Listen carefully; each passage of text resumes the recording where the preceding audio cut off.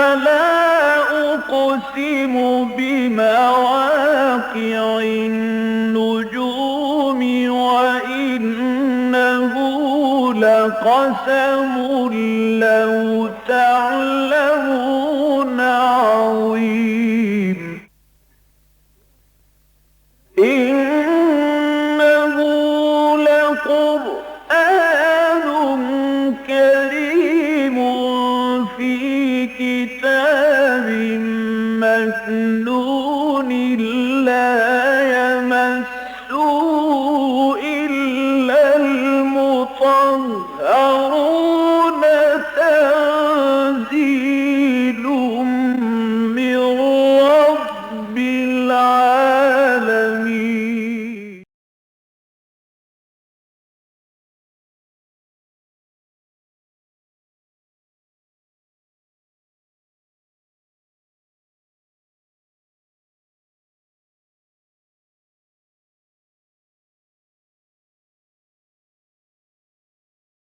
رب اشرح لي صدري ويسر لي أمري واحلل عقدة من لساني يفقهوا قولي.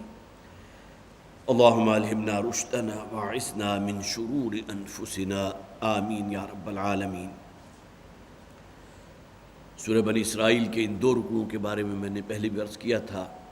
کہ قرآن حکیم کا بہت ہی جامع مقام ہے، اور حضرت عبداللہ ابن عباس رضی اللہ تعالی عنہ کی رائے میں ان 2 رکوعوں کی 15 آیات میں اللہ تعالیٰ نے تورات کی تعلیمات کا خلاصہ بیان فرما دیا۔ اس سورہ مبارکہ کے بارے میں بارہا چند باتیں میں عرض کر چکا ہوں، اور اس کا یقیناً اعادہ کی ضرورت نہیں ہے، لیکن ان خاص طور پر ان 2 رکوعوں کو اگر ہم فوکس کریں تو جو حصہ ہم پڑھ چکے ہیں اس کو ذہن میں تازہ کر لیجئے۔ ہر نبی اور رسول کی دعوت ہمیشہ رہی ہے کہ اللہ کے ساتھ کسی اور کو شریک نہ ٹھہراؤ۔ یا قوم اعبدوا اللہ ما لکم من الہ غیرہ، اے میری قوم کے لوگوں اللہ کی بندگی کرو، اللہ کی اطاعت کرو، اس کی غلامی اختیار کرو، اس لیے کہ اس کے سوا اور کوئی عبادت کے لائق نہیں ہے، اس کا کوئی ساجی اور شریک نہیں ہے۔ وہی بات یہاں فرمائی گئی، جیسا کہ میں نے عرض کیا حضرت عبداللہ ابن مسعود رضی اللہ، حضرت عبداللہ ابن عباس رضی اللہ تعالیٰ عنہ کی رائے، تورات کی تعلیمات کا خلاصہ، لہذا سب سے پہلی بات آ گئی توحید کا التزام۔ وَقَضَىٰ رَبُّكَ أَلَّا تَعْبُدُوا إِلَّا إِيَّاهُ وَبِالْوَالِدَيْنِ إِحْسَانًا۔ پہلی بات یہ کہ تمہارے رب نے یہ بات طے کر دی ہے، یہ فیصلہ ہو چکا ہے کہ اس کے سوا اور کسی کی بندگی نہیں ہوگی۔ لفظ عبادت کو اپنے ذہن میں تازہ رکھیے گا کہ عبادت سے مراد چند مراسم عبودیت نہیں ہے، بلکہ عبد کا لفظ آتا ہے غلامی کے لیے، اللہ کی غلامی اختیار کرنا۔ اور ظاہر ہے کہ کوئی غلام اس بات کا سوچ نہیں سکتا کہ اپنے آقا کی حکم عدولی کرے گا، نافرمانی کرے گا، اور وہ غلام جو ہے صرف چند متعین ریچولز کے اندر اس کا پابند نہیں ہوتا، بلکہ پوری زندگی اس کی اپنے آقا کے لیے وقف ہوتی ہے۔ لفظ عبد سے عبادت لیا گیا، اللہ تعبدوا الا ایہ۔ اور اس کے بعد دوسری جو بات کہی گئی وہ بالوالدین احسانا، والدین کے ساتھ حسن سلوک، اچھا برتاؤ۔ اور یہ مضمون جو ہے قرآن میں اور بھی بہت سے مقامات پر آیا۔ حضرت سعد ابن ابی وقاص رضی اللہ تعالیٰ عنہ نوجوان صحابی تھے، حضور پر ایمان لے آئے، ان کی والدہ جو تھی وہ مشرکہ تھی، اور والدہ نے اپنے طور پر طے کر لیا اور کہہ دیا، خاص طور پر جسے آپ کہیے وارننگ دے دی کہ اگر تم اپنے واپس آبائی دین میں واپس نہیں پلٹو گے تو میں نہ کچھ کھاؤں گی نہ پیوں گی، اپنی جان دے دوں گی۔ من بھرت رکھ لیا۔ حضرت سعد ابن ابی وقاص رضی اللہ تعالیٰ عنہ بڑے شدید پریشان ہوئے، حضور کی خدمت میں حاضر ہوئے۔ والدہ کے ساتھ بڑی محبت بھی تھی، اور ہر سعادت مند اولاد کو اپنے والدین سے محبت ہوتی ہے، تو حضور کی خدمت میں حاضر ہوئے۔ اس موقع پر سورہ عنکبوت کی وہ آیات نازل ہوئی تھی، وَإِن جَاهَدَاكَ لِتُشْرِكَ بِي مَا لَيْسَ لَكَ بِهِ عِلْمٌ فَلَا تُطِعْهُمَا۔ اگر یہ تمہارے ساتھ جھگڑیں اور زور لگائیں تو میں اپنے آبائی دین بت پرستی کی طرف واپس کھینچنا چاہیں، فَلَا تُطِعْهُمَا، تو اس معاملے میں ان کی اطاعت نہیں کرو گے، ان کا کہنا نہیں مانو گے۔ اس کے معنی کیا ہوا کہ وہ اپنے حدود سے تجاوز کر رہے ہیں۔ اسی بات کو اگر آپ پھیلائیں گے تو والدین اگر کسی گناہ کا حکم دے رہے ہوں جو صریحاً ناجائز ہو، صریحاً جو ہے حرام ہو، تو ظاہر ہے کہ پھر اولاد کے پاس یہ شیلٹر موجود ہے کہ یہ اصل میں اللہ کی سرکشی اور شیطان کے نقش پاکی کی پیروی کی ترغیب دے رہے ہیں۔ تو فلا تطعہما، اس معاملے میں ان کی اطاعت نہ کرو۔ لیکن کمال توازن کیا ہے؟ وصاحبہما فی الدنیا معروفا، لیکن دنیا میں ان کے ساتھ جو گزر بسر کرنی ہے بہت ہی معروف طریقے سے، حسن سلوک، ادب، احترام، اس میں کہیں کوئی کمی واقع نہ ہو۔ جس طرح جب کہ تم بالکل چھوٹے تھے تمہیں پال پوس کر انہوں نے بڑا کیا، تمہاری تربیت کی، تمہارے تعلیمی تمام مدارج انہوں نے طے کرائے، اللہ نے مسبب الاسباب تو اللہ کی ذات ہے، سبب اللہ نے ان کو بنایا، لہٰذا اب تمہارے ذمے ہے کہ جب کہ وہ اپنی اس بڑھاپے کی عمر کو پہنچ جائے تو ان کے جملہ حقوق کی ادائیگی اب تمہارے ذمے ہے۔ تو والدین کے حقوق کو جو گنوا دیا گیا، اللہ کے حق کے بعد فائق ترین حق والدین کا۔ اس کے بعد پھر اگلی آیات جو ہم نے پڑھی تھی، صرف خلاصہ رکھ رہا ہوں، قرابت داروں کو وَآتِ ذِی الْقُرْبَىٰ حَقَّهُ وَالْمِسْكِینَ وَابْنَ السَّبِیلِ، تمہارے مال میں اللہ نے حق متعین کر دیا ہے۔ یہ نہ سمجھو کہ زکوٰۃ ادا کرنے کے بعد تم بالکل فارغ ہو گئے، بلکہ اللہ تعالیٰ نے تمہارے مال میں تمہارے جو قرابت دار ہیں، جو یتیم ہیں، جو مسکین ہیں، اور وہ قرابت دار کے جو مسکین بھی ہو، یتیم بھی ہو، اس کے تو گویا کہ 2 درجہ کے حق جو ہے اس کے زائد ہیں، وَآتِ ذِی الْقُرْبَىٰ حَقَّهُ وَالْمِسْکِینَ۔ اسی طرح پھر فرمایا گیا وَلَا تُبَذِّرْ تَبْذِیرًا، یہ اشارہ کر دیا گیا کہ یہ جو فضول خرچی ہے، اور میں نے عرض کیا تھا کہ اسراف اور تبذیر میں جو فرق ہے اس کو ذہن میں رکھیے، ظاہر ہے اس کے ریپیٹیشن کا وقت نہیں ہے۔ وَلَا تُبَذِّرْ تَبْذِیرًا إِنَّ الْمُبَذِّرِینَ كَانُوا إِخْوَانَ الشَّیَاطِین، اس لیے کہ جان لو کہ جو مبذرین ہوتے ہیں، بے جا خرچ کرنے والے، اسراف تو وہ ہے کہ جہاں ضرورت سے بڑھ کر خرچ کیا جائے، اور تبذیر وہ کہ جہاں ضرورت ہی نہیں ہے وہاں خرچ کیا جائے۔ تو ان تمام چیزوں کے بارے میں فرما دیا گیا کہ یہ وہ چیزیں ہیں جو گویا کہ تمہیں شیطانوں کے صف میں لا کھڑا کرتی ہیں۔ ان المبذرین کانوا اخوان الشیاطین، یہ تبذیر کرنے والے تو دراصل شیطانوں کے بھائی ہیں۔ اسی طرح آگے ہدایت دی گئی کہ اگر کہیں تمہارے اوپر حالات تنگ ہیں، کبھی تم بڑوں جسے آپ کہیے کہ دینے والے تھے اور اب لینے والے بن گئے، اور تمہارے پاس اگر تمہارے کچھ لوگ آتے ہیں جو پہلے سے اس بات کے گویا کہ وہ امیون ہو چکے تھے، تمہارے پاس آئیں اور تم ان کا ماہانہ جو ہے کوئی مدد کر دیا کرو، اب آ رہے ہیں تو تمہارے پاس کچھ ہے نہیں، تو ایسا نہ ہو کہ جذبات میں آ کر ان کو جھڑکنے لگو۔ تو اس کے بارے میں بھی کہہ دیا گیا کہ ان کے ساتھ جو بھی بات کہو وَقُولُوا لَهُمْ قَوْلًا مَعْرُوفًا، بہت ہی معروف بات اور بہت ہی نرمی کی بات ان کے ساتھ کرو۔ پھر آگے حکم دے دیا گیا کہ بخل سے کام نہ لو اور نہ ہی ہاتھوں کو بالکل کھلا چھوڑ دو۔ وَلَا تَجْعَلْ يَدَكَ مَغْلُولَةً إِلَىٰ عُنُقِكَ، اپنے ہاتھوں کو اپنے گردن کے ساتھ باندھ کے نہ رکھو۔ یہ گویا کہ استعارہ ہے کہ انسان جو ہے کچھ خرچ کرنے کے لیے آمادہ نہ ہو، اپنے کسی بھائی بند کو دیکھ بھی رہا ہے شدید مصیبت میں ہے، تکلیف میں ہے، بیمار ہے، اس کے پاس جو ہے دوا دارو کے لیے پیسے نہیں ہیں، اور تمہارے پاس استطاعت ہے، اللہ کا دیا بہت کچھ ہے، اس کے باوجود بھی اگر ٹس سے مس ہونے کو تیار نہیں، تو ظاہر ہے کہ یہ ایک انتہا ہے، بخل ہے۔ اور دوسری طرف یہ کہ کہیں جذبات میں آ کر انسان جو ہے یہ فیصلہ کر لے کہ جو کچھ اللہ نے دیا سب کچھ اس کے راستے میں دے دوں گا، اور خود جو ہے مفلس ہو جائے، خود جو ہے دوسروں کے اوپر ڈیپینڈنٹ ہو جائے۔ تو اس کے بارے میں یہاں فرما دیا گیا کہ ایسا بھی نہ ہو کہ وَلَا تَبْسُطْهَا كُلَّ الْبَسْطِ فَتَقْعُدَ مَلُومًا مَحْسُورًا، اور اس کے بعد پھر ہارے ہوئے اور بالکل اپنے آپ کو ملامت کرتے ہوئے جو ہے پچھتاتے ہوئے رہ جاؤ کہ کیوں میں نے وہ فیصلہ کیا تھا کہ اپنا سب کچھ جو ہے لوگوں کی خدمت خلق کے لیے، دین کے لیے وقف کر دیا۔ پھر آگے اگلی ہدایت تھی وَلَا تَقْتُلُوا أَوْلَادَكُمْ خَشْيَةَ إِمْلَاقٍ، اپنی اولاد کو منفسی کے خطرے سے قتل نہ کرو۔ اور جیسا کہ میں نے عرض کیا اس زمانے میں ایسا تھا، ظاہر ہے بڑی غربت تھی اور لوگوں کے پاس جو ہے اپنی کفالت کے لیے پھر اگر کسی کے جو ہے بچے کئی ہو گئے تو اس کے بارے میں ان کے ذہن میں آتا تھا کہ بیٹیاں ہوں تو ان کو تو گویا کہ پیدا ہوتے ہی قتل کر دینا چاہیے، ان کو زندہ درگور کر دینا چاہیے۔ لیکن یہ کہ آج کے دور میں بھی اگر ہمارا اعتماد اور توکل صرف وسائل پر ہے اور ہم یہ سمجھتے ہیں کہ اپنی اولاد یا جو اللہ نے دیا ہے اس کے رازق ہم ہیں، تو یہ بہت بڑی بھول ہے۔ نحن نرزقہم وإیاکم، اگر ذرا گہرائی میں جا کر دیکھو گے تو ہم ہیں جو تمہیں رزق فراہم کر رہے ہیں، تمہارے پاس کہاں سے آ گیا؟ تمہیں یہ قوت، استعداد، صلاحیت کس نے دی تھی جس کی بنیاد پر تم نے یہ کچھ جمع کر لیا؟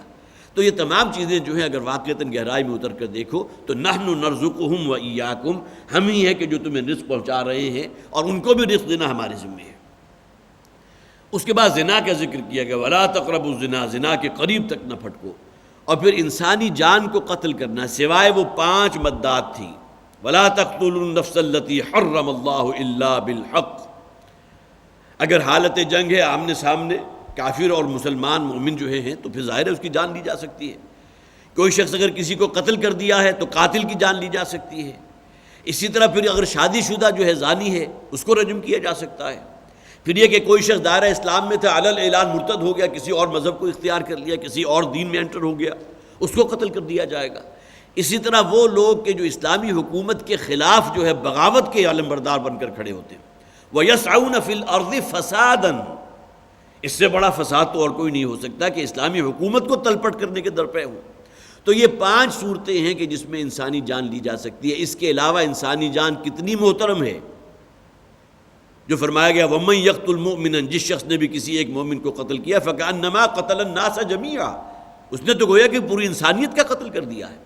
تو انسانی جان کس درجے محترم ہے اس کی جانب جو ہے یہاں اشارہ کر دیا گیا وَلَا تَقْتُلُوا النَّفْسَ الَّتِي حَرَّمَ اللَّهُ إِلَّا بِالْحَقِّ۔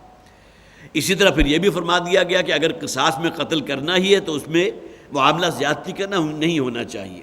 اس میں 3 اعتبار سے ہو سکتا ہے معاملہ، کہ اصل قاتل جو ہے اس کو چھوڑ دیا جائے، کسی اور کو جو ہے پھانسی چڑھوا دیا جائے۔ دوسری شکل یہ ہو سکتی ہے کہ اسے قتل تو کرنا ہے لیکن اذیتیں دے دے کر قتل کرنا ہے، اس کا ایک ایک عضو کاٹو، اسے تکلیف دو، ٹارچر کرو، اس کے بعد اس کی جان لو۔ اور تیسری شکل یہ ہے کہ اگر پھر بھی غصہ ٹھنڈا نہ ہو، حالانکہ اس شخص کی موت واقع ہوگی، اب اس کا مصلح کیا جا رہا ہے، اپنے جذبات اور غصے کی بھڑاس جو ہے وہ نکالی جا رہی ہے، اس کے اعضاء کاٹے جا رہے ہیں، اس کی ناک کان جو ہے آنکھیں نکال دی گئی ہیں۔ یہ 3 اعتبار سے ہے وَلَا يُسْرِف فِي الْقَتْلِ، انہیں چاہیے کہ اگر انہیں جواباً جو ہے کسی کو قتل کرنا ہی ہے، قصاص میں قتل کرنا ہے، تو اس میں کوئی زیادتی نہیں ہونی چاہیے۔ اس کے بعد وَلَا تَقْرَبُوا مَالَ الْيَتِيمِ إِلَّا بِالَّتِي هِيَ أَحْسَنُ، مال یتیم کے قریب تک نہ پھٹکو۔ یہاں تک کا حصہ جو ہے ہم اس سے پہلے کا وہ ہم پڑھ چکے تھے، صرف اس کا خلاصہ میں نے آپ کے سامنے رکھ دیا۔ جیسا کہ میں نے عرض کیا تھا کہ حضرت عبداللہ ابن مسعود رضی اللہ تعالیٰ عنہ کی رائے میں تورات کی تعلیمات کا خلاصہ ان آیات میں 15 آیات میں بیان کر دیا گیا۔ وَلَا تَقْرَبُوا مَالَ الْيَتِيمِ إِلَّا بِالَّتِي هِيَ أَحْسَنُ، مال یتیم کے قریب تک نہ پھٹکو۔ یہاں بھی دیکھیے وہی مبالغہ ہے، اس لیے کہ اگر انسان کسی حد کے قریب جائے گا تو امکان ہے کہ اس میں کہیں انوالو نہ ہو جائے، ملوث نہ ہو جائے۔ جیسا کہ ایک حدیث کے الفاظ ہیں کہ اللہ تعالیٰ کے جو محارم ہیں، جو اللہ نے حدود قائم کر دی ہیں، اس کے قریب نہ جاؤ۔ اس لیے کہ جیسا کہ ہوتا ہے عام طور پر اگر اپنے گلے کو، بھیڑ بکریوں کا جو گلہ ہے اس کو لے کر کہیں بادشاہ کی چراگاہ کے قریب چلے جاؤ گے تو امکان ہے اس بات کا کہ کوئی بھیڑ جو ہے اس کراس کر کے اس کو جو ہے بادشاہ کی چراگاہ میں داخل ہو جائے، نتیجتاً تمہیں جو کچھ بھگتنا ہوگا اس کا تم تصور کر سکتے ہو۔ لہٰذا وَلَا تَقْرَبُوا مَالَ الْيَتِيمِ، اس سے کچھ فاصلے پر رہو، مال یتیم کے قریب تک نہ جاؤ۔ إِلَّا بِالَّتِي هِيَ أَحْسَنُ، ہاں اگر کوئی ایسا معاملہ ہے کہ جس میں اس یتیم کے لیے ایک افادیت کا پہلو ہے، اس کی منفعت اگر درپیش ہے تو اس کے مال کو جو ہے اپنے مال تجارت میں ضم کر سکتے ہو، اس کے اندر اضافہ ہو، اس کے اندر بڑھوتری ہو۔ لیکن اگر کہیں بدنیتی جو ہے شامل حال ہو گئی تو اس سے بڑی پھر معاملہ جو ہے تباہی اور خسران کا اور کوئی نہیں ہے۔ اس لیے کہ یہ وہ مضمون ہے جو سورہ نساء میں بیان فرمایا گیا، ان الذین یاکلون اموال الیتامی بظلم انما یاکلون فی بطونہم نارا وسیصلون سعیرا۔ وہ لوگ جو مال یتیم کو ہڑپ کرتے ہیں، ان پر قابض ہو جاتے ہیں، جائیداد پر قبضہ کر لیا، اس لیے کہ بچہ جو ہے جو وارث تھا وہ چھوٹا تھا، اور وہ ظلم کے ساتھ اس کے اوپر اگر وہ قبضہ ان کا رہا ہے، ان کا مال جو ہے وہ کھاتے پیتے رہے ہیں، تو وہ جان لے کہ وہ اپنے پیٹوں میں آگ بڑھ رہے ہیں۔ اس لیے کہ اس کا آگ ہونا اگرچہ اس دنیا میں ان کے اوپر سامنے واضح نہیں ہو رہا، لیکن حقیقتاً وہ اپنے پیٹوں میں آگ بڑھ رہے ہیں۔ یہی وہ باتیں ہیں جس کا مشاہدہ نبی اکرم صلی اللہ علیہ وسلم کو شب معراج میں کرایا گیا تھا، کہ ایک شخص ہے کہ جس کا پیٹ بہت بڑا ہوا ہے، اس کے ہاتھ میں ایک خنجر ہے، وہ کند قسم کا خنجر، اور اسی سے اپنے پیٹ کو کھول رہا ہے، آنتیں تمام باہر نکل آئیں، پھر اللہ کا حکم ہوتا ہے، پھر پیٹ بند ہو جاتا ہے، پھر دوبارہ یہ عمل۔ اب وہ جو گیا کہ اس تکلیف کے اندر، اس کرب کے اندر جو ہے وہ تا قیامت رہے گا۔ اب پوچھا گیا، حضور سے سوال کیا گیا تو حضور نے فرمایا کہ اس نے فلاں کام کیا تھا، اس نے یتیم کا مال کھایا تھا، اس نے سود خوری کی تھی۔ ایک شخص ہے کہ جس کی آنکھوں کے اندر جو ہے گرم گرم سلاخیں جو ہیں وہ پروئی جا رہی ہیں، اور تا قیامت اس کے ساتھ یہ معاملہ ہو رہا ہے۔ تو حضور سے سوال کیا گیا، معلوم ہوا کہ یہ وہ شخص تھا کہ جو گویا کہ آنکھوں کی لذت کا جو ہے خوگر ہو گیا تھا، اس کے ذریعے جو ہے لذت حاصل کیا کرتا تھا۔ اب یہ تمام چیزیں وہ تھی جو نبی اکرم صلی اللہ علیہ وسلم کو مشاہدات کروائے گئے ان لوگوں کے جرائم جو اس دنیا میں ان کے جرم ان کے اوپر واضح نہیں تھے۔ وہ یہ سمجھتے تھے کہ ہم نے بہت خوب کھا پی لیا، ہمیں رچ پس گیا، ہضم ہو گیا، ہم نے اتنی بڑی بات کہہ دی۔ جیسا کہ منافقین کے بارے میں بھی قرآن میں آیا ہے کہ حضور کی شان میں بڑی گستاخی کیا کرتے تھے، اور اس کے بعد آ کر جو ہے وہ فکر کرتے تھے، غور کرتے تھے کہ ممکن ہے کہ ہمارے اوپر اللہ تعالیٰ کی طرف سے کوئی افتاد آ گئی۔ وہ افتاد آج سورہ مجادلہ کے اندر اس کا ذکر موجود ہے، لیکن یہ کہ جب دیکھتے کہ اللہ کی طرف سے کوئی پکڑ نہیں ہے تو اس کے بعد پھر اور گویا کہ وہ جری ہو جاتے تھے۔ اللہ کی طرف سے ڈھیل کا معاملہ ہے۔ تو وَلَا تَقْرَبُوا مَالَ الْيَتِيمِ إِلَّا بِالَّتِي هِيَ أَحْسَنُ، اس کا آگ ہونا اس دنیا میں تو ان پر واضح نہیں ہو رہا، لیکن آخرت میں معلوم ہوگا کہ جو اپنے پیٹ میں بھرا تھا وہ سوائے آگ کے اور انگاروں کے کچھ نہیں تھا۔ حتیٰ یبلغ اشدہ، یہاں تک کہ وہ اپنی شدت کو پہنچ جائیں، بالغ ہو جائیں۔ اب ظاہر ہے کہ بلوغ کی عمر تک پہنچ گئے تو اب ان کا مال ان کے حوالے کیا جا سکتا ہے، اب وہ عاقل ہیں، اپنے نفع نقصان جو ہے اس کے خوب اچھی طرح وہ اب جان پہچان والے ہو گئے، تو لہٰذا اس موقع کے اوپر انہیں ہینڈ اوور کیا جا سکتا ہے۔ لیکن اگر بچے ہیں تو بدنیتی شامل نہ ہو، الا باللتی ہی احسن کے معنی میں آ گیا کہ ان کے مال کو اپنی تجارت میں نفع کی غرض سے، تم خود محسوس کر رہے ہو کہ تمہاری تجارت جو ہے آگے بڑھ رہی ہے، تمہارے اپنے مال کے اندر نفع حاصل ہو رہا ہے، تو اپنے یتیموں کے مال کو بھی شامل کر سکتے ہو، لیکن بدنیتی اس میں نہ ہو۔ وَأَوْفُوا بِالْعَهْدِ، اور عہدوں کو پورا کرو، ان العہد کان مسئولا، اس لیے کہ عہدوں کے بارے میں تو اللہ تعالیٰ کے ہاں بڑی سخت مسئولیت ہوگی، لازماً جو ہے سوال ہو کر رہے گا جو عہد تم نے کیے تھے۔ یہاں بھی نوٹ کر لیجئے کہ عہدوں کی بہت سی قسمیں ہیں، عام طور پر 3 بڑی بڑی اقسام جو ہیں اس کی بیان کی گئی ہیں۔ ایک تو عہد الست ہے، جو ہم میں سے ہر شخص اس دنیا میں آنے سے پہلے ہماری ارواح اللہ سے کر کے آئی تھی۔ یہ وہ عہد ہے جس کی بنیاد پر ہمارے اندر، ہماری فطرت میں اللہ کی پہچان اور معرفت موجود ہے۔ بڑے سے بڑا بدبخت ہو، شقی ہو، اللہ کا منکر ہو، بڑے سے بڑے شرک کے اندر ملوث ہو، لیکن اگر کہیں اس کے اوپر بہت سخت حالات آ جائیں، موت اپنی نگاہوں کے سامنے نظر آئے، تو اس کے دل سے صرف ایک اللہ جو اس کائنات کا خالق اور مالک ہے، صرف اسی کے لیے پکار نکلتی ہے۔ سب سے بڑی پہچان تو یہ ہے توحید کی، کہ انسان کے اندر وہ گویا کہ معرفت موجود ہے اللہ تعالیٰ کی۔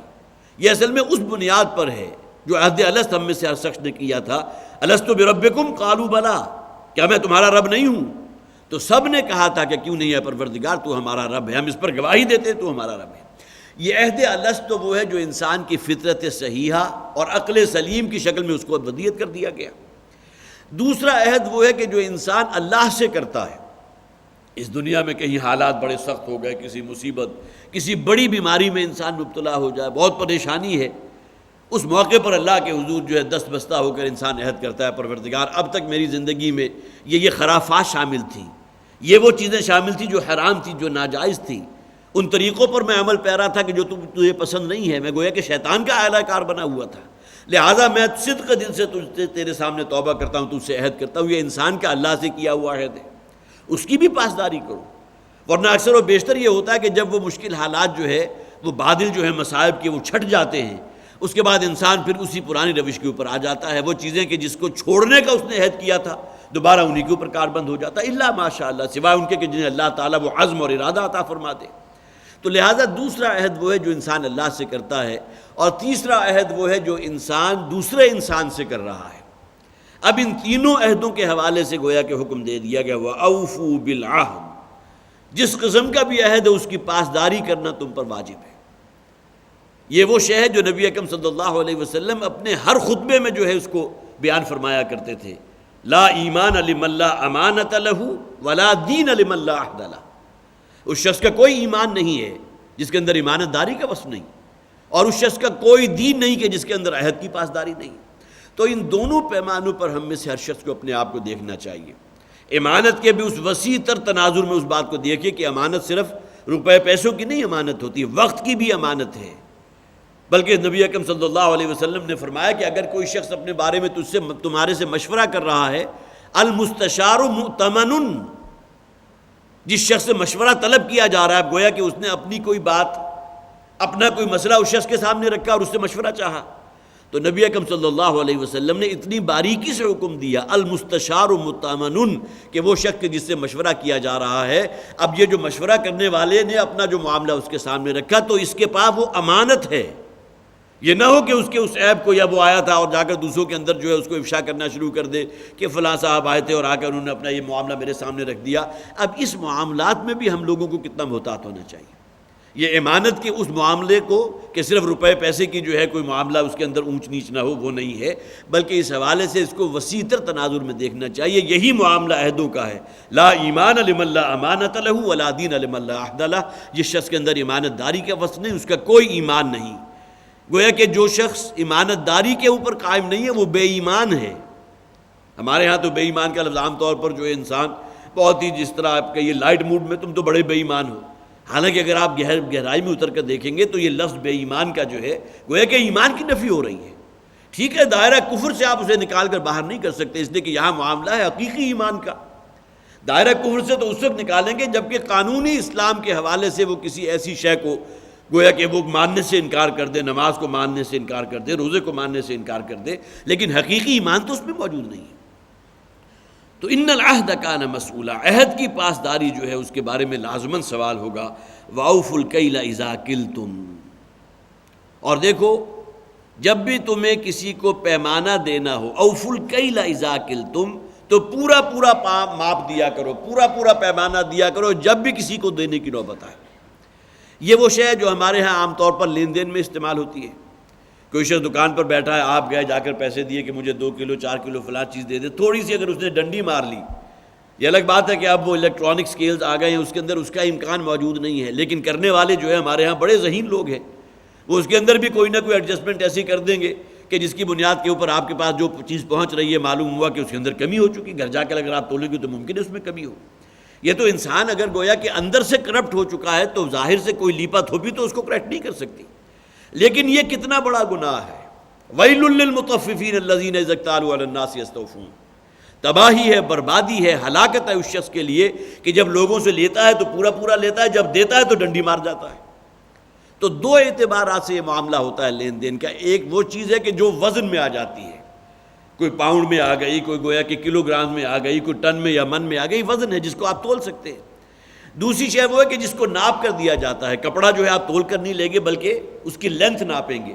اسی طرح دودھ جو ہے وہ والیوم کی شکل میں آتا ہے، اتنے لیٹرز ہے، فلاں چیز ہے۔ تو ان دونوں چیزوں کو جمع کر دیا گیا، وہ شے جو وزن کے بنیاد کے اوپر لین دین میں آتی ہے اور وہ شے جو پیمانے کی بنیاد پر لین دین میں آتی ہے، خواہ وہ کوئی والیوم کا معاملہ ہو یا اس کی لینتھ کا معاملہ ہو، ان دونوں اعتبارات سے یہاں حکم دے دیا گیا۔ وَأَوْفُوا الْكَيْلَ إِذَا كِلْتُمْ،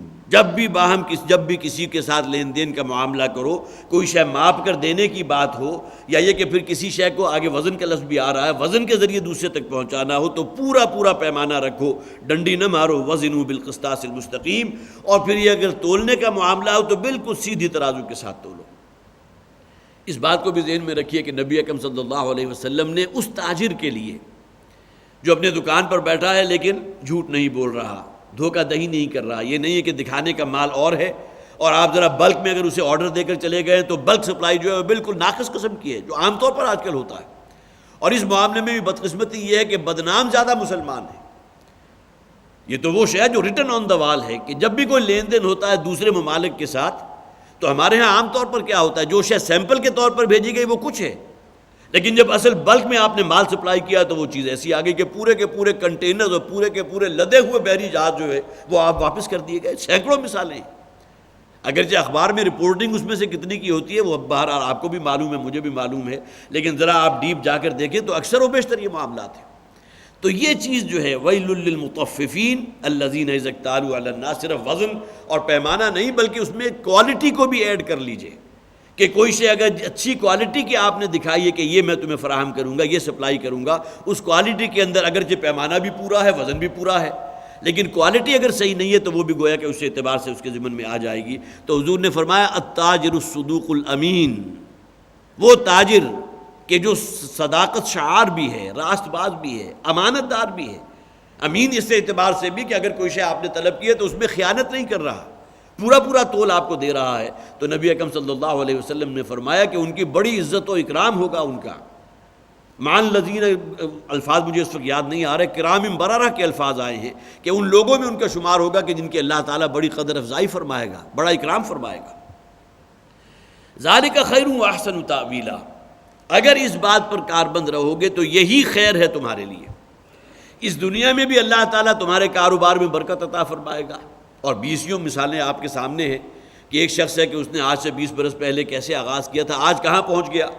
اگر آپ اس سے جا کر پوچھتے ہیں، تنہائی میں سوال کرتے ہیں، بات پوچھتے ہیں کہ کیا راز ہے، تو اکثر و بیشتر یہی بات ہے کہ میں نے کبھی کسی کو دھوکہ نہیں دیا، بلکہ ایک صاحب سے میری ملاقات ہوئی تھی، ان نے تو جو بات کہی وہ بہت ہی گویا کہ میرے اور آپ کے لیے بھی قابل عمل ہے اور یہ باتیں آپس میں شیئر کرنا چاہیے۔ آج وہ بہت اونچے مقام پر ہیں، لیکن یہ کہ انہوں نے کہا تھا کہ جیسے ہی میں نے کاروبار شروع کیا تو میں نے یہ بات طے کر لی تھی، ہر مہینے جو نفع مجھے حاصل ہوگا اس میں سے 10% جو ہے وہ میرا نہیں ہے، اس نفع کا 10% جو ہے میں خدمت خلق کے لیے رکھ دیتا تھا۔ اور اگلا مہینہ جو ہے ختم ہونے سے پہلے پہلے اس کی نکاسی کا بندوبست کر دیتا تھا، کسی بیوہ کی مدد کر دی۔ اس کے نتیجے میں وہ کہتے ہیں سوائے اس کے اور کوئی میرے پاس دلیل نہیں ہے کہ کہاں تھا آج سے 20 برس پہلے اور آج میں کہاں پہنچ گیا، اربوں میں کھیل رہا ہوں۔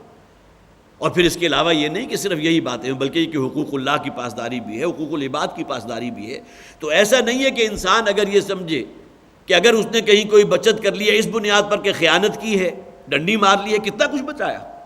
اس دنیا میں بھی سوائے اس کے کہ اس میں بے برکتی ہوگی، اس کی اولاد جو ہے اس جہل پر آگے چڑھے گی۔ ظاہر ہے کہ اولاد اگر حرام کے مال پر پل کر جوان ہوئی ہے تو اپنے والدین کے لیے جو ہے وہ تو سہانہ رو بن جائے گی۔ اس کے برعکس وہ کہ جس نے قناعت کی ہے صرف حلال کے اوپر، اس کا معاملہ اس کے بالکل برعکس ہوگا۔ ذالک خیر و احسن تاویلا، اس دنیا میں بھی اس کے لیے خیر و برکت ہوگی اللہ کی طرف سے، اور احسن تاویلا، اور انجام کار کے اعتبار سے آخرت کی جو اصل زندگی ہے اس کے اعتبار سے بھی سب سے بڑی کامیابی جو ہے اسی شخص کے حصے میں آنے والی، جو اللہ اور اللہ کے رسول کی اطاعت پر کاربند ہے۔ اور اگر تجارت کر رہا ہے اس لیے کہ اللہ تعالیٰ نے یہ نہیں فرمایا کہ جو کچھ بھی اللہ کے رستے میں دے دو، قل العفو، کیا یقیناً ایک قرآن میں اس کا ذکر موجود ہے کہ یہ پوچھتے ہیں آپ سے کیا کچھ خرچ کریں، تو قل العفو، جو کچھ تمہاری ضرورت سے زائد ہے خرچ کر دو، ٹھیک ہے، لیکن وہ بالکل آخری انتہا ہے۔ جبکہ نبی اکرم صلی اللہ علیہ وسلم نے اس حوالے سے جو ہے یہ فرمایا ہے وَلِزَوْجِكَ عَلَيْكَ حَقٌّ، تمہاری اولاد کا بھی تم پر حق ہے، تمہاری بیوی کا بھی تم پر حق ہے، تمہارے اپنے جسم کا بھی تم پر حق ہے، تمہیں بھی رہنے کے لیے کوئی جگہ چاہیے، تمہیں کھانے پینے کے لیے کوئی شے چاہیے، تمہیں پہننے کے لیے کپڑا لتا چاہیے، یہ تمام چیزیں تمہاری بنیادی ضروریات میں سے ہیں۔ اس کے لیے اگر کوئی شخص اپنے کاروبار میں یا کسی ٹریڈ میں وقت لگا رہا ہے لیکن انصاف پر قائم ہے، جیسا کہ میں نے عرض کیا تھا التاجر الصدوق الامین، راست باز ہے، سچائی پر قائم ہے، اور دوسرے کے امانت دار ہے، تو اللہ تعالیٰ اس سے وعدہ ہے بہت اونچے مقام کا۔ ذالک خیر و احسن تاویلا، یہی بہتر ہے اس کے لیے اس دنیا میں انجام کے اعتبار سے بھی اور اخروی انجام کے اعتبار سے بھی۔ ولا تخف ما لیس لک بہ علم، مت پیچھے پڑو اس شے کے کہ جس کے لیے تمہارے پاس کوئی علم نہیں ہے۔ اکثر و بیشتر تفاسیر جن کا میں مطالعہ کرتا ہوں اس میں تو اس بات کو رکھا گیا کہ بغیر تحقیق کیے کسی بات کو آگے بیان نہ کرو، اور اکثر تفاسیر نے اس بات حدیث کو بھی اپنے اس جو بھی تفسیر ہے اس میں لے کر آئے ہیں کہ کفا بالمرء کذبا ان یحدث بکل ما سمع، کسی شخص کے جھوٹا ہونے کے لیے یہی بات کافی ہے کہ ہر اس بات کو آگے نقل کر دے، نشر کر دے کہ جو اس نے سنی ہے بغیر تحقیق کیے۔ تو ولا تخف ما لیس لک بہ علم، اس میں ایک شے یہ بھی مراد ہے کہ انسان جو ہے بغیر علم کے کوئی شے صرف آپ کے علم میں آ گئی، آپ نے اس کی کوئی تحقیق تو کی نہیں، تو یہاں علم سے مراد گویا کہ تحقیق والا علم ہے، اس کے بغیر اگر آپ نے اس کو آگے بیان کر دیا تو نبی اکرم صلی اللہ علیہ وسلم نے کہا کہ یہ شخص جو ہے وہ جھوٹا ہے، اس کی بات کا یقین نہ کرو، جس نے تحقیق کیے بغیر بات آگے نقل کر دی، آگے نشر کر دی۔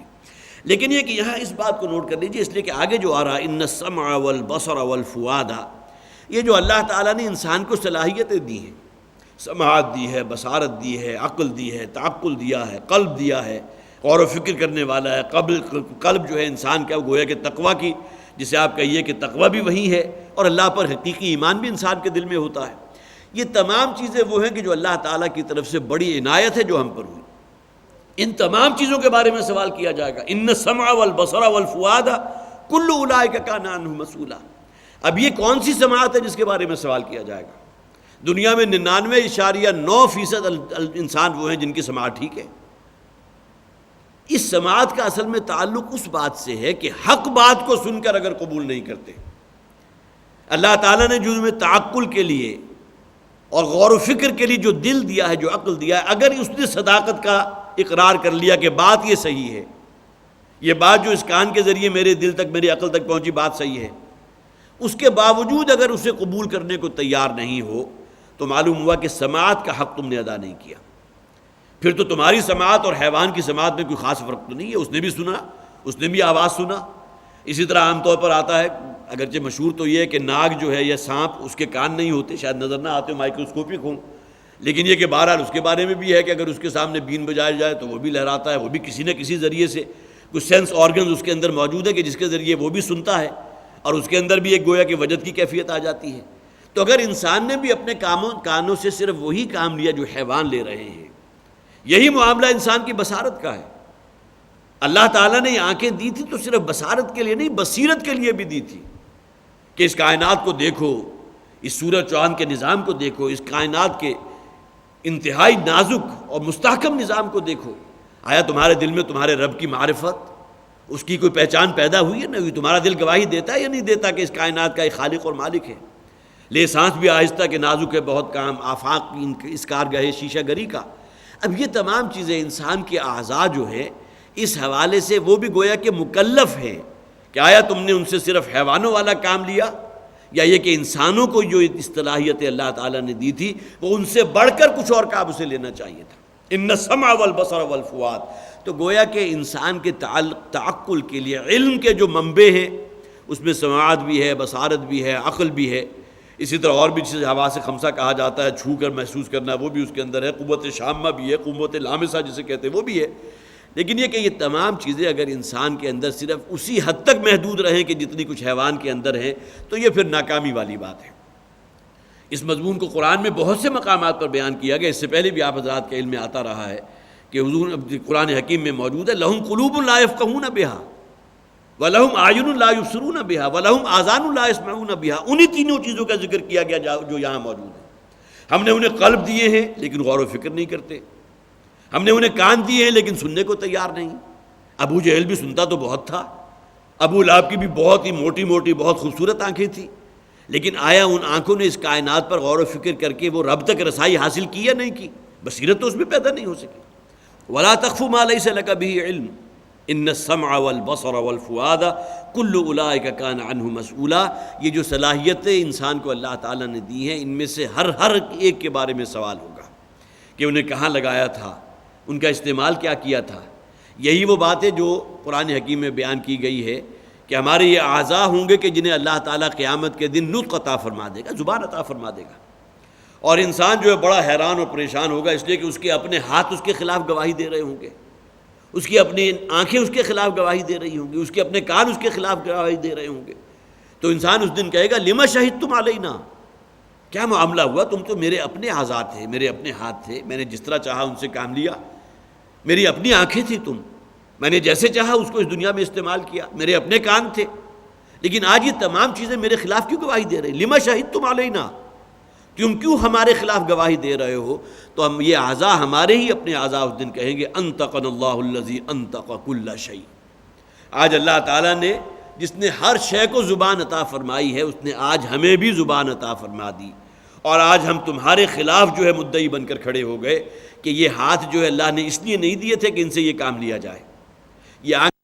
یہ نہیں دی تھی کہ انہیں ان کاموں کے میں صرف کیا جائے، یہ کان اس لیے نہیں دیے تھے کہ ان سے وہ چیزیں جو ہے انسان سنے کہ جو اس کے نفس کے اندر اور جو ہے ہیجان پیدا کریں۔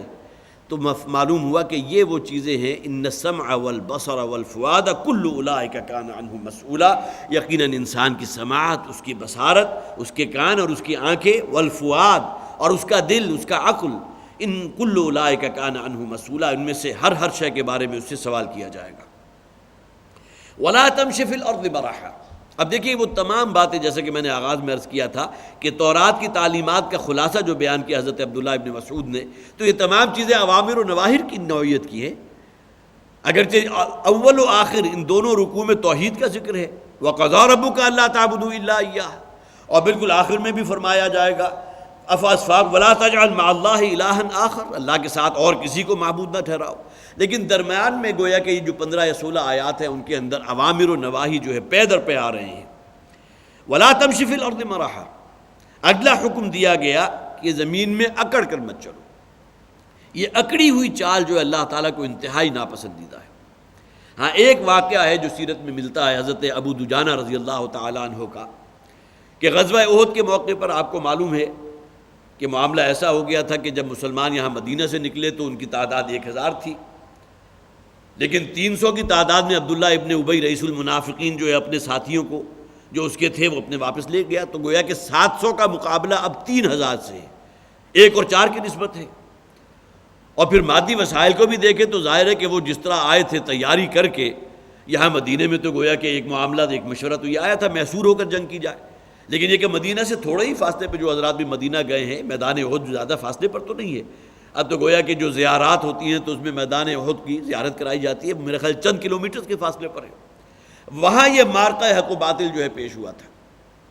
اس موقع پر نبی اکرم صلی اللہ علیہ وسلم نے اپنی تلواروں میں سے ایک تلوار حضرت ابو دجانہ رضی اللہ تعالیٰ عنہ کو عطا فرمائی، اور ان سے یہ کہا کہ اس تلوار کا حق ادا کرنا. اب یہ بہت ہی ایک جسے آپ کہیے کہ لطیف انداز ہے، ان کی ایک ترغیب بھی ہے، شجاعت بھی اور جمع مردی کی. تو حضرت ابو دجانہ رضی اللہ تعالی عنہ روایت میں آتا ہے کہ اس تلوار کو لے کر بہت ہی جسے آپ کہیے کہ سینہ تان کر نکلے ہیں مقابلے کے لیے کہ ابھی اللہ کے رسول کی تلوار میرے ہاتھ میں ہے اور میں اس کا حق ادا کروں گا. نبی اکرم صلی اللہ علیہ وسلم نے اس موقع پر فرمایا، ظاہر ہے کہ صحابہ کرام نے بھی دیکھا، اور اگر آپ چشم تصور میں اگر اس نقشے کو لا سکے تو ظاہر ہے وہ صحابی کے جن کو اللہ کے رسول نے اپنی تلوار عطا فرمائی اور یہ بھی کہا کہ اس کا حق ادا کرنا، اس کا خیال رکھنا. اب اس کے اندر جو ایک جذباتی کیفیت ہوگی تو اس کا ظہور ہوا کہ وہ بہت اکڑتی ہوئی چال کے ساتھ اب نکلے ہیں مبارزت کے لیے. اور پھر یہ کہ پھر اس کے اندر جو ہے ان کا سینہ تنا ہوا تھا. تو صحابہ کرام نے بھی حضور کو دیکھا تو نبی اکرم صلی اللہ علیہ وسلم نے اس موقع پر فرمایا کہ اللہ تعالیٰ کو یہ چال انتہائی ناپسند ہے سوائے آج کے دن. گویا کہ اگر کہیں حق و باطل کا معرکہ ہے اور وہاں گویا کہ مسلمان جو ہے سینہ تار کر مقابلہ کرنے کے لیے، جس سے ممکن ہے دوسرا دیکھنے والی آنکھ جو ہے یہ سمجھے کہ بہت ہی متکبرانہ انداز میں یہ لوگ چلے آ رہے ہیں، ایسی بات نہیں ہے. بلکہ ایک حدیث میں دیکھ بھی رہا تھا کہ نبی اکرم صلی اللہ علیہ وسلم جب فتح مکہ ہوا ہے اور مکہ میں داخل ہوئے تو آپ نے صحابہ کرام کو یہ کہا تھا. آپ کا اپنا معاملہ تو یہ تھا یقیناً کہ اونٹ کی پیٹھ پر سوار تھے یا گھوڑے کی پیٹھ پر سوار تھے اور آپ کی پیشانی اتنی جھکی ہوئی تھی کہ آپ کی پیشانی جو ہے اس کی گردن کے بالوں سے مس کر رہی تھی. لیکن صحابہ کرام کو نبی اکرم صلی اللہ علیہ وسلم نے حکم دیا تھا کہ یہاں ذرا پوری گویا کہ وقار کے ساتھ اور جسے آپ کہتے ہیں کہ سینہ تان کر داخل ہونا، اس لیے کہ یہاں اصل میں اسلام کا غلبہ اور اسلام کا جسے آپ کہیے کہ جو ایک وقار ہے اس کا اظہار بھی مقصود ہے. تو کسی غزوے کے موقع پر جہاں کہ حق و باطل کا معرکہ ہو، اس موقع پر انسان اگر اس چال کو اختیار کرے، جیسا کہ حضرت ابو دجانہ رضی اللہ تعالیٰ عنہ کا واقعہ میں نے آپ کو سنایا کہ حضور نے فرمایا کہ یہ چال اللہ کو انتہائی ناپسند ہے سوائے آج کے دن. تو فرمایا وَلَا تَمْشِ فِي الْأَرْضِ مَرَحًا. عمومی معاملہ یہ ہونا چاہیے کہ اپنی چال کے اندر جو ہے انسان کہیں کوئی گھمنڈ اور تکبر اور اکڑ کی جو ہے انسان کے اندر کہیں اس کی بو نہ آ رہی ہو. اِنَّكَ لَن تَخْرِقَ الْأَرْضَ وَلَن تَبْلُغَ الْجِبَالَ طُولًا. یقیناً تم نہ تو زمین کو پھاڑ سکتے ہو اور نہ ہی اپنی بلندی میں پہاڑ تک پہنچ سکتے ہو. یہ بھی بہت لطیف انداز ہے کہ انسان کتنے ہی زور سے قدم مار کر، جسے عام کہیے کہ اکڑتی ہوئی چال میں انسان زور زور سے قدم مارتا ہے. جس طرح فوجیوں کا مارچ اگر آپ نے دیکھا ہو تو ان کی ایڑیوں کی دھمک جو ہے وہ بعض اوقات دہلا دیتی ہے. اگر کسی پل کے اوپر سے گزر رہے تو پورا پل جو ہے وہ مرتعش ہو جاتا ہے، لرزنے لگتا ہے. تو یہ انسان کا انداز ہوتا ہے کہ اگر چل رہا ہے تو زور زور سے قدم مارتا ہوا. اکڑتی ہوئی چال کا ایک مظہر یہ بھی ہے. یا یہ کہ اپنی گردن اتنی اکڑا لی ہے، اگر گردن اتنی اونچی نہیں ہے تو اس کے اوپر کوئی ترا اتنا اونچا لگا لیا کہ معلوم ہوا کہ دوسروں تمام سے زیادہ نمایاں ہو جاؤں، زیادہ ممیز ہو جاؤں. تو اس کی یہاں نفی کی گئی اِنَّكَ لَن تَخْرِقَ الْأَرْضَ. تم کتنے ہی زور سے ایڑیاں کیوں نہ مار لو، اس زمین میں شگاف تو نہیں ڈال سکتے، اس زمین کو تو نہیں پھاڑ سکتے. وَلَن تَبْلُغَ الْجِبَالَ طُولًا. اور کتنی ہی اپنی گردن اکڑا لو، کتنا ہی اوپر شملہ جو ہے اور اتنا اونچا کر لو، لیکن یہ کھجور کے درخت بھی تو دیکھو، یہ پہاڑ بھی تو ہیں. بلکہ یہ کہ حیوانات میں جو مخلوقات ہیں ان میں سے کتنے ایسے ہیں جو تم سے کتنے بلند ہیں، زرافے کی گردن کتنی اونچی ہے. تو یہ تمام چیزیں جو ہے انسان کے اندر گویا کہ اس کی بجائے ایک عاجزی ہونی چاہیے، انکساری ہونی چاہیے. جیسا کہ فرمایا گیا سورہ فرقان میں عباد الرحمن کا ذکر کرتے ہوئے وعباد الرحمن الذین یمشون علی الارض ہونا واذا خاطبهم الجاہلون قالوا سلاما. اللہ کے پسندیدہ بندے تو وہ ہیں، واقعتاً اللہ کی غلامی اختیار کیے ہوئے بندے تو وہ ہیں، اللہ کے عبادت گزار بندے تو وہ ہیں جو جب زمین میں چلتے ہیں الذین یمشون علی الارض ہونا، تو بہت ہی تواضع اور انکساری کی چال چلتے ہیں. لیکن اس میں بھی اگر تواضع ایک حد سے بڑھ جائے گا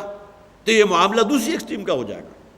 اس لیے کہ اس میں بھی ایک واقعہ، اگرچہ اس صحابی کا میرے ذہن میں نام نہیں آ رہا، لیکن والد محترم رحمہ اللہ سے واقعہ بارہا سنا ہے کہ ایک موقع پر آپ نے دیکھا کہ ایک صحابی جو ہیں بہت ہی، حالانکہ وہ بالکل تندرست تھے اور صحیح صحت والے شخص تھے، لیکن بہت ہی گردن جھکا کر اور اپنی کمر کو بالکل جھکا کر چل رہے ہیں. تو روایات میں ہے کہ حضرت عمر رضی اللہ تعالیٰ عنہ نے ان کی پشت پر ایک مکہ رسید کیا، یہ کوئی غصے سے نہیں بلکہ یہ کہ محبت بھرا مکہ، اور کہا کہ اللہ کے رسول نے، ہمارے دین نے ہمیں یہ نہیں کہا کہ بالکل کبڑے ہو کر چلو، یہ میں مفہوم بیان کر رہا ہوں، بلکہ اپنی چال کے اندر ایک وقار بھی ہونا چاہیے. ایک جیسے آپ کہیے کہ دین کا ایک وقار جس طرح مطلوب ہے، اسی طرح انسان کی چال کے اندر بھی اگر مصنوعی طور پر تصنع اختیار کرتے ہوئے اگر کہیں جھکاؤ ہو جائے اور اپنے آپ کو بالکل جھکا لے اور اپنی گردن جو ہے معلوم ہوا وہ بھی اوپر نہیں اٹھ رہی، تو یہ وہ شے ہے کہ جو پھر گویا کہ دوسری ایکسٹریم ہوگی. ایک طرف وہ اکڑ والی چال، اس سے منع کیا گیا، اور دوسری طرف جو روایت میں نے آپ کو سنائی ہے، اگرچہ اس کا جسے آپ کہیے کہ اس کا اصل راوی کون ہے اور کس حدیث میں ہے، لیکن یہ ایسی بار بار سنی ہوئی بات ہے کہ وہ میں نے آپ سے بھی چاہا کہ آپ سے شیئر کروں۔ وَلَا تَمْشِ فِي الْأَرْضِ مَرَحًا إِنَّكَ لَن تَخْرِقَ الْأَرْضَ وَلَن تَبْلُغَ الْجِبَالَ طُولًا، زمین میں اکڑ کر مت چلو۔ یہی وہ واضح نصیحت میں سے ایک تھی جو حضرت لقمان نے اپنے بیٹے سے کی تھی۔ وہاں بھی یہی الفاظ، وَلَا تَمْشِ فِي الْأَرْضِ مَرَحًا، اے میرے بیٹے زمین میں اکڑنے والی چال کبھی اختیار نہ کرنا، اس لیے کہ اللہ کو انتہائی ناپسند ہے۔ اور تکبر اور یہ غرور اور انسان کے اندر گھمنڈ پیدا ہو جانا، یہ اللہ کو کس درجے ناپسند ہے کہ نبی اکرم صلی اللہ علیہ وسلم نے ایک حدیث بیان کی جو حدیث قدسی ہے، جس میں اللہ تعالیٰ فرماتے ہیں الکبر ردائی، یہ تکبر، اس لیے کہ اللہ تعالیٰ کے ناموں میں سے ایک نام المتکبر بھی ہے۔ اگر یہ کبر اور تکبر اگر کسی ذات کے اوپر راس آتا ہے تو وہ اللہ کی ذات ہے، اس سے اوپر تو کوئی نہیں۔ ظاہر ہے کہ ہمیں تواضع اور انکساری اختیار کرنے کا اس لیے کہا گیا کہ انسانوں میں سے کتنے اور ہیں کہ جو تقویٰ میں اور دین میں تمہارے سے آگے ہیں، پھر یہ کہ اللہ کی ذات جو ہے وہ تو سب سے بڑی ہے، تو اللہ سے اوپر تو کوئی نہیں، لہذا المتکبر، اللہ تعالیٰ کے اسماء الحسنی میں سے ایک نام یہ بھی المتکبر۔ تو حضور فرماتے ہیں کہ اللہ تعالیٰ ارشاد فرماتے ہیں الکبر ردائی، یہ کبر اور تکبر جو ہے وہ تو اصل میں میرا جامہ ہے، میری چادر ہے، اور اگر انسانوں میں سے کوئی شخص تکبر اور اس روش کو اختیار کرتا ہے تو گویا کہ وہ میرے کاندھے سے میری چادر کو کھینچ رہا ہے۔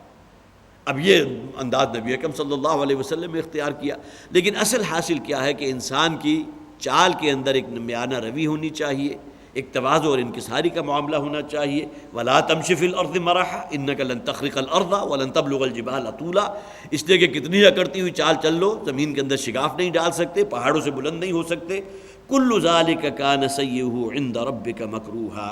یہ ہیں وہ تمام باتیں، یہ تمام نواہی جس کا ذکر کیا گیا۔ انسانی جان کو قتل نہ کرو، یتیم کے مال کے قریب تک نہ پھٹکو، جب بھی کہیں لین دین کا معاملہ ہو تو وزنوا بالقسطاس المستقیم، اس کے اندر کہیں ڈنڈی مارنے کا معاملہ نہ کرو۔ پھر اسی طرح ولا تقف ما لیس لک بہ علم، کوئی ایسی بات نہ کرو کہ جس کے لیے تمہارے پاس کوئی علمی بنیاد نہ ہو۔ اور یہاں اس بات کو بھی نوٹ کر لیجئے کہ ہمارا دین اسلام ہے جس نے حد درجے زور دیا علم کے اوپر، ورنہ عام طور پہ دوسرے مذاہب جو ہیں وہ تو صرف جذبات کی بات کرتے ہیں، علم کی بات تو کرتے نہیں۔ ہاں مادی علوم میں آگے سے آگے چلنا چاہتے ہیں، لیکن یہ کہ جسے آپ کہیے کہ وہ علم کو جو انسان کی فطری اساس کے اوپر جس کی تعمیر ہوئی ہو، جو فطرت سلیم اور عقل صحیح کے نتیجے میں جو پیدا ہو رہا ہو، اسلام نے اس کے لیے زور دیا۔ نبی اکرم صلی اللہ علیہ وسلم کی کتنی احادیث موجود ہیں،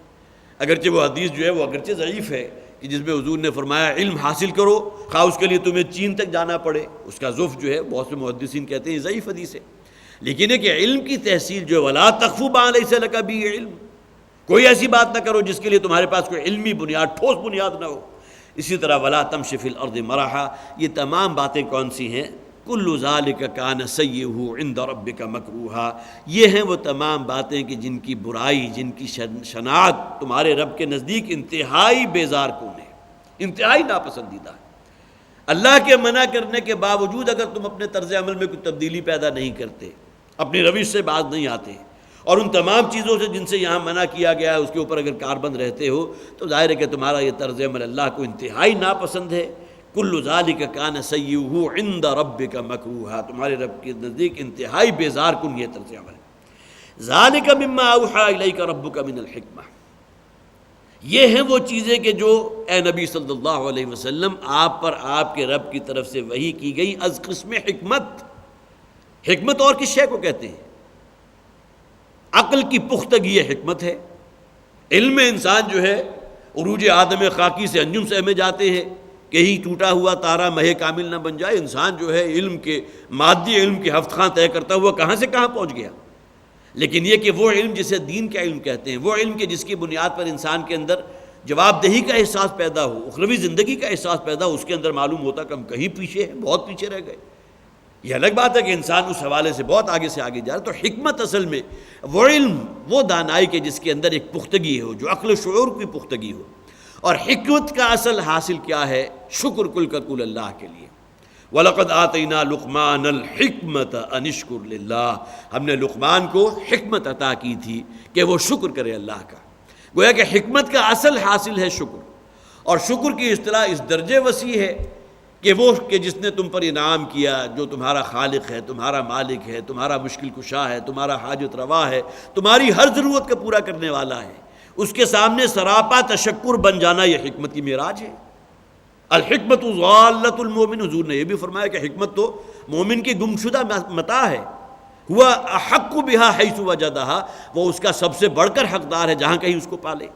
اور ایسی بات نہیں ہے کہ حکمت صرف علم رکھنے والے لوگوں کے پاس ہوتی ہے، انتہائی جاہل شخص وہ بھی بعض اوقات ایسی حکیمانہ بات، ایسا دانشور والی بات اور ایسی عقل و خرد والی بات آپ سے کہہ جاتا ہے کہ آپ حیران رہ جاتے ہیں،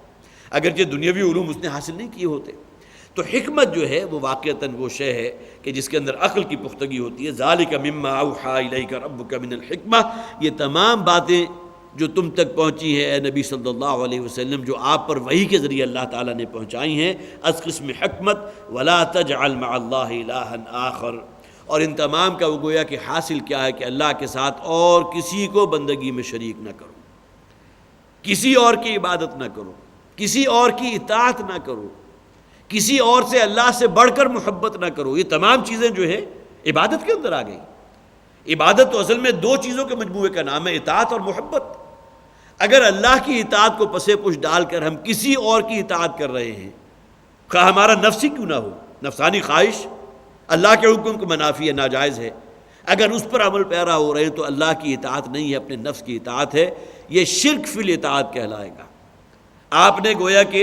اطاعت کے اندر اللہ کے ساتھ شریک کر دیا اپنے نفس کو۔ کہتے تو یہ ہے کہ میں اللہ کی اطاعت کرتا ہوں، لیکن حقیقتاً اپنے نفس کی اطاعت کر رہے ہیں۔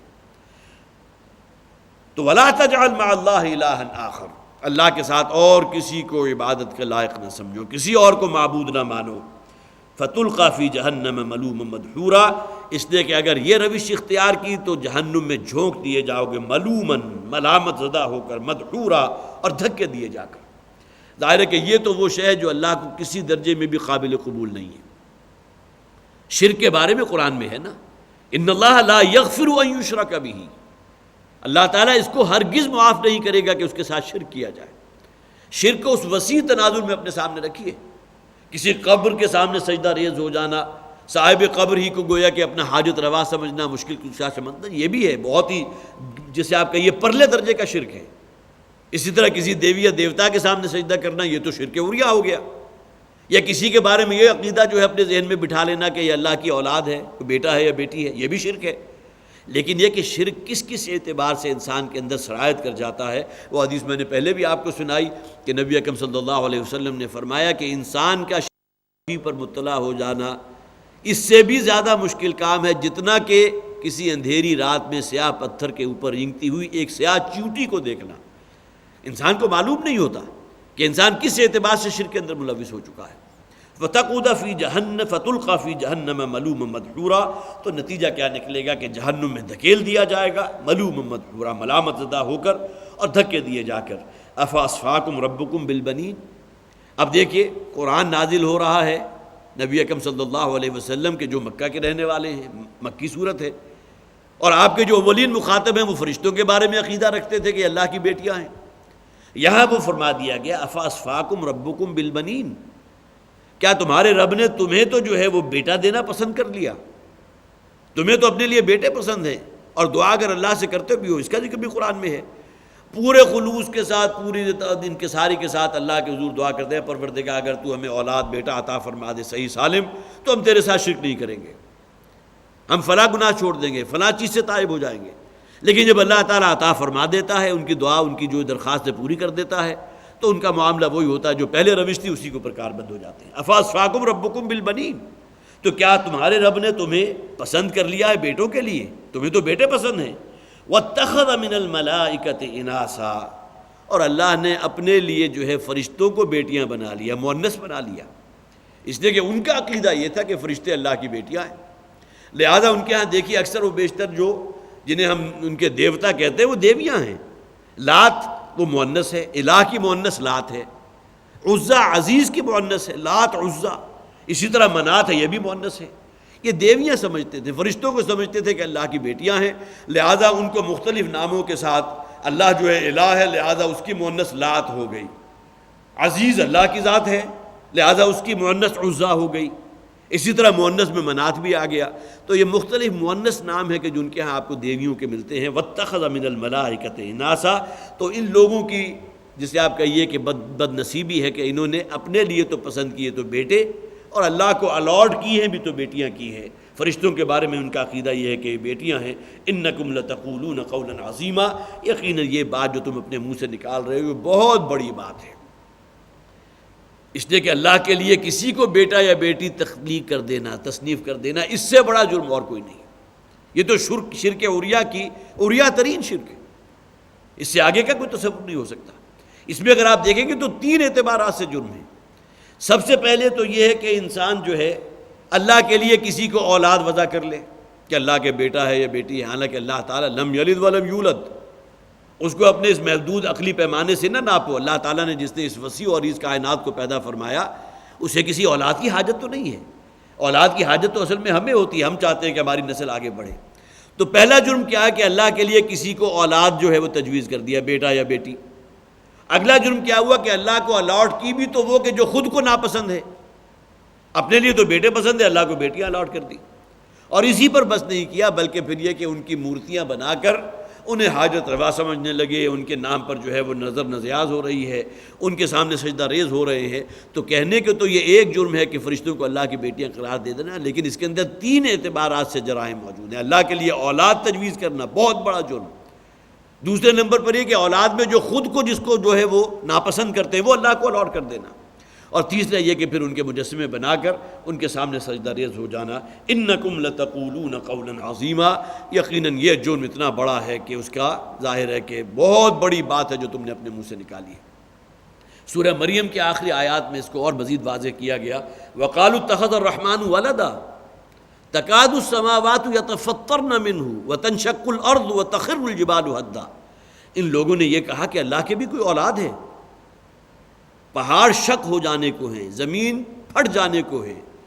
اور پھر یہ کہ اتنی بڑی بات جو انہوں نے اپنے منہ سے نکال دی. تکاد السماوات یتفطرن منہ وتنشق الارض وتخر الجبال ہدا ان دعوا للرحمن ولدا. آسمان پھٹ جانے کو ہے، زمین جو ہے شق ہو جانے کو ہے، پہاڑ جو ہے ریزہ روزہ ہو جانے کو ہے. اتنی بڑی جسارت کہ اللہ کے لیے کسی کو اولاد بیٹا یا بیٹی تصنیف کر دینا. تو یہ ہے اصل میں شرک کی عریاں ترین شکل. یہاں ان 2 رکوعوں میں جیسا کہ میں نے عرض کیا تھا کہ 18 آیات اس میں ہے. پہلی آیت بھی توحید کے موضوع پر وَقَضَىٰ رَبُّكَ أَلَّا تَعْبُدُوا إِلَّا إِيَّاهُ، اور آخری جہاں جسے آپ کہیے کہ سم اپ کیا جا رہا ہے تو وہاں بھی یہی فرمایا گیا وَلَا تَجْعَلْ مَعَ اللَّهِ إِلَٰهًا آخر. اور خاص طور پر یہاں شرک میں بھی جو شرک کی عریاں ترین شکل تھی جو اہل مکہ کے ہاں، اہل عرب کے ہاں موجود تھی کہ بیٹیوں کے بارے میں یہ عقیدہ رکھنا کہ اللہ کی، فرشتوں کے بارے میں یہ عقیدہ رکھنا کہ اللہ کی بیٹیاں ہیں، اس کو یہاں بیان فرما دیا گیا. انکم لتقولون قولا عظیما، یقیناً یہ بہت بڑی جسارت ہے، بہت بڑی بات ہے جو تم نے اپنے منہ سے نکالی ہے. بارک اللہ لی ولکم فی القرآن العظیم ونفعنی وإیاکم بالآیات والذکر الحکیم.